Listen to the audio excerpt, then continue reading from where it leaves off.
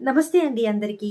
మనకిప్పుడు వారాహి నవరాత్రులు రాబోతున్నాయి. వారాహి నవరాత్రులు మీద చాలా మందికి చాలా సందేహాలున్నాయి. అసలు చెయ్యొచ్చా? చెయ్యకూడదా? ఏం చెయ్యాలి అనేది చాలామంది అడుగుతూ ఉన్నారు కదా! వారాహి నవరాత్రులనేవి ముఖ్యంగా గుప్త నవరాత్రులు అనేది చెప్తారు. గుప్త నవరాత్రులు అంటే ఏంటంటే గుప్తంగా చెయ్యాలి అనేది క్లియర్‌గా అర్థం. మనకి వాసంత నవరాత్రులు చేస్తూ ఉంటాము.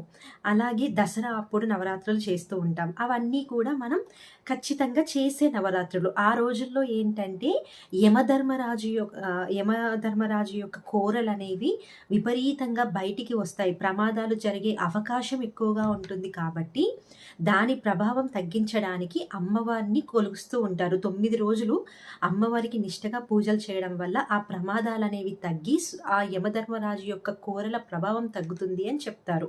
ఇంకా వారాహి అమ్మవారి నవరాత్రులనేవి చాలా నిష్టగా ఉండి, ఎవరికి ఏ కోరిక లేకుండా, ఈ ఇహలోక కోరికలు లేకుండా మనం అమ్మవారి మీద పూర్తి ఇష్టంతో చేసే ఒక గ్రాటిట్యూడ్‌గా చేసే పూజే ఈ వారాహి నవరాత్రి.